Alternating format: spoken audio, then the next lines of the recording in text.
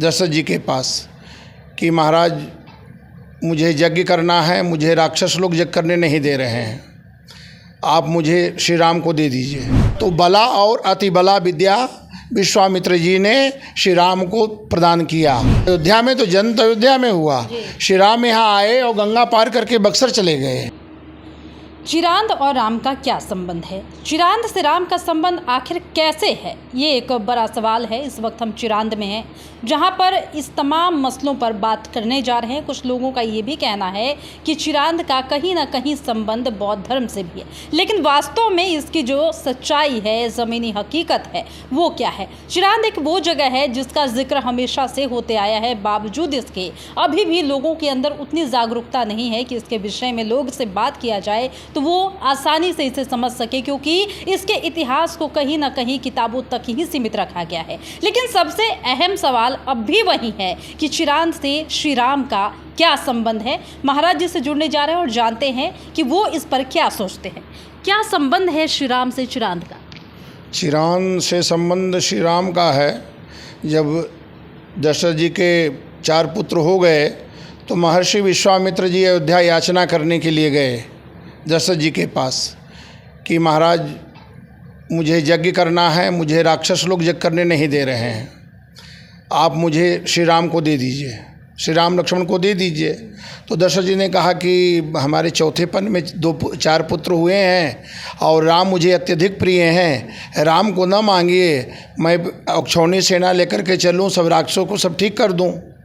किंतु विश्वामित्र जी को जानकारी हो गई। विश्वामित्र जी महाज्ञानी थे, तीनों काल के ज्ञान रखने वाले थे तपस्या करके। तो विश्वामित्र जी गए और श्री राम लक्ष्मण को मांग करके यह गंगा के इस पार आ गए और इस पार आकर के राम लक्ष्मण को महर्षि विश्वामित्र जी ने विद्या प्रदान कर दी कि राक्षसों की नगरी में जाना है तो इनको ऐसी विद्या दे दी जाए कि किसी प्रकार के राक्षसों का असुर शक्तियों का इनके ऊपर कोई प्रभाव न हो। तो बला और अति बला विद्या विश्वामित्र जी ने श्री राम को प्रदान किया और अति बला विद्या दे करके विश्वामित्र जी की यज्ञ की रक्षा हो गई। फिर आगे की यात्रा कहते हैं कि महाराज अहिल्या उद्धार है, ये है गौतम आदि उद्धार है, अहिल्या उद्धार है। फिर जनकपुर की यात्रा करते हैं, कहते हैं कि प्रभु एक और यज्ञ है, धनुष यज्ञ है। तो फिर भक्ति के साथ श्री राम का संबंध होता है।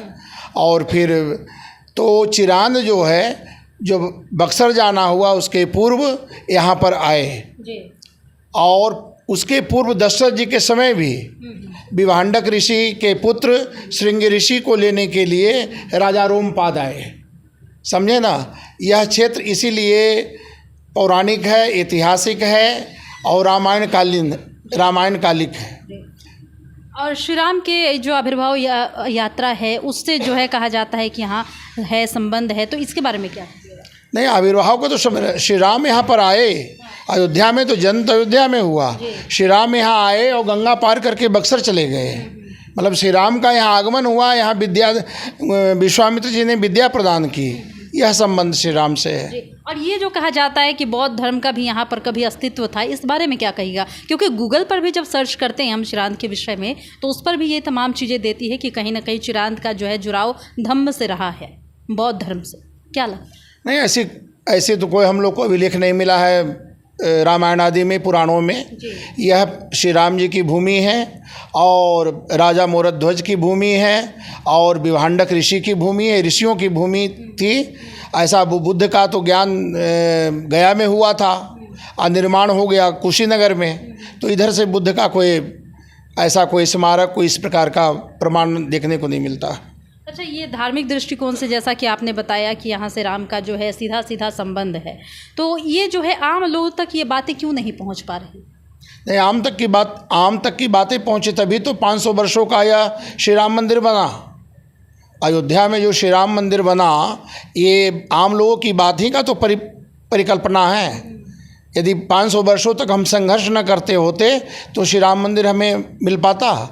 तो श्री राम जन के राम है, कण कण में राम है। समझे ना, ये पूरे संपूर्ण पृथ्वी के जितनी नदियां हैं, पहाड़ हैं, सभी के राजा दशरथ चक्रवर्ती राजा थे। और 3 नदियों का यहाँ पर संगम है। 3 नदियों का यहाँ पर संगम है, सरयू और गंगा और सोन। भगवान के चरणों से गंगा जी निकली हैं और सरजू जी भगवान के मस्तक से निकले हैं। वशिष्ठ जी महाराज कुल में कोई नदी नहीं थी, तो वशिष्ठ जी महाराज गए मानसरोवर और भगवान से कहने लगे, तो उनको उनके नेत्रों के जो आंसू गिरा तो वशिष्ठ जी ने कमंडल में रख लिया, तो वहाँ सरजू जी आ गई। तो एक नाम सरजू का नेत्रजा है और आज सरयू जयंती भी है। इसी सरयू जयंती के अवसर पर चिरांद विकास के माध्यम से गंगा महाआरती होती है और करीब 17वां वर्ष चल रही है। और चिरांद विकास के माध्यम से यहाँ जो भी सांस्कृतिक कार्यक्रम और चिरांद के लिए जो भी कभी बाढ़ के समय, कभी किसी भी प्रकार के संकट के समय में कोई आवश्यकता पड़ती है, तो चिरांद विकास परिषद के माध्यम से एक प्लेटफार्म प्राप्त होता है। तो कैसे चिरांद से श्री राम का जो है किस डायरेक्ट संबंध है, इस पर हमने बातचीत की। सीधा संबंध यहाँ पर निकल कर सामने आया। किस तरीके से ये भी बातें की जाती है कि चिरांद से बौद्ध धर्म का पुराना संबंध रहा है, लेकिन ये जो बातें हैं कहीं ना कहीं तर्कहीन है, क्योंकि साफ तौर पर कहा गया कि चाहे हम धार्मिक दृष्टिकोण से देखें या फिर पुरातात्विक दृष्टिकोण से देखें, तो श्री राम का संबंध यहाँ से प्रत्यक्ष तौर पर निकल कर सामने आता है। यानी कि चिरांद का महत्व श्री राम से है, इसको नकारा नहीं जा सकता है। फिलहाल इस वक्त की खबर में इतना ही, और भी ऐसे तमाम वीडियो अपडेट्स के लिए बने रहिए हमारे साथ और देखते रहिए हमारे चैनल स्वत्व समाचार। धन्यवाद।